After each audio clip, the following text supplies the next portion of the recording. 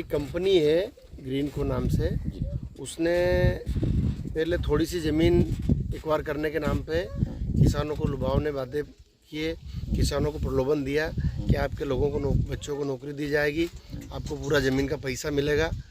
फिर धीरे धीरे करके अब लोगों को पता चल रहा है कि ये पूरी इलाके की ज़मीन वो कंपनी सरकार से मिलके अधिग्रहण करना चाहती है और किसानों को यहाँ से उजाड़ना चाहती है। सर ये भी सुनने में आया कि जो भी मुआवजा था कि कंपनी ने वो दिया है किसानों को, तो फिर आंदोलन किस बात का? नहीं, कहाँ मुआवजा दिया?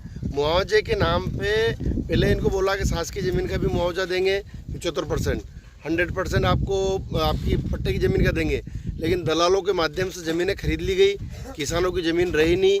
आदिवासी SC ST के लोगों को तो पता ही नहीं उनकी ज़मीन कहाँ चली गई।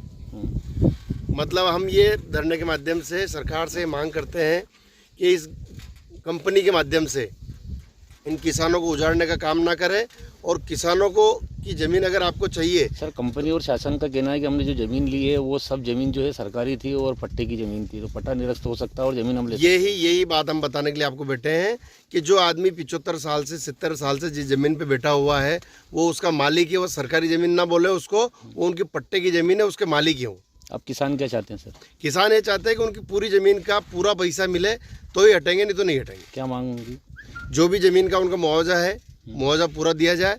शासकीय, और वो शासकीय ज़मीन है ही नहीं, जितनी भी हमारी कब्जे की ज़मीन है वो हमारी ज़मीन है, उनकी ज़मीन का पूरा कब्जा दिया जाए, मुआवजा दिया जाए, तब जाके हम लोग यहाँ से हटेंगे। क्या नाम सर आपका? आर सागर कछावा। ठीक सर।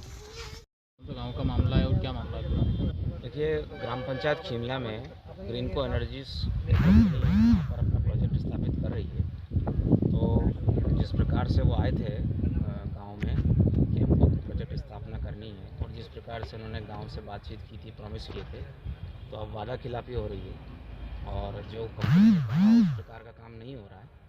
और गांव वालों के साथ जिस प्रकार से धोखाधड़ियाँ हुई है, इनकी ज़मीनों में हेरफेर हुई है, और गांव के पुनर्वास के लिए जिस प्रकार से प्रशासन से लगातार गांव वालों ने मांग करी है, तो वो मांग एक प्रकार से प्रशासन अनसुना कर रहा है। और तमाम चीज़ें जो 8 महीने में हुई है, परेशान हैरान होकर जो है फिर ये निर्णय लिया कि हम लोग अनिश्चितकालीन धरने पर ग्राम पंचायत में ही बैठेंगे। धोखाधड़ी किस प्रकार की हुई है? देखिए, एक तो असमान वितरण, किसी को 1 लाख रुपया एकड़ और किसी को 10 लाख रुपया एकड़, किसी को 15 लाख एकड़।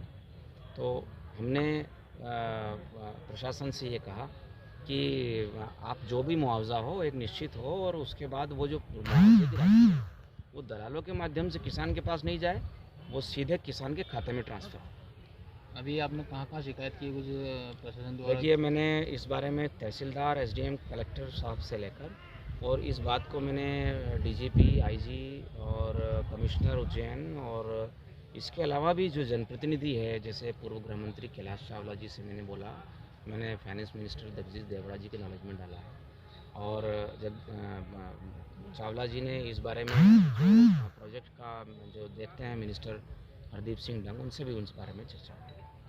आगे क्या रूप रहेगा? मतलब अभी आप बता रहे धरना चल रहा है, उसके बाद भी देखिए, मैं बताऊं आपको कि जनप्रतिनिधि के मौन और प्रशासन का जो रवैया किसानों के प्रति ठीक नहीं है, वो किसानों की भाषा बोलने की बजाय वो कंपनी की भाषा बोल रहे हैं। तो धरना अनिश्चितकालीन रहेगा, चाहे हमें कितना भी समय लग जाए, हम वहाँ डटे रहेंगे। और अगर निश्चित समय पर अगर धरने की बात को अगर प्रशासन अनसुना करेगा, तो हम लोग लगभग 500 लोगों के साथ जो है आमरण अनशन पर बैठे। कितने समय से आप इस समस्या को लेकर परेशान हो रहे हो सर?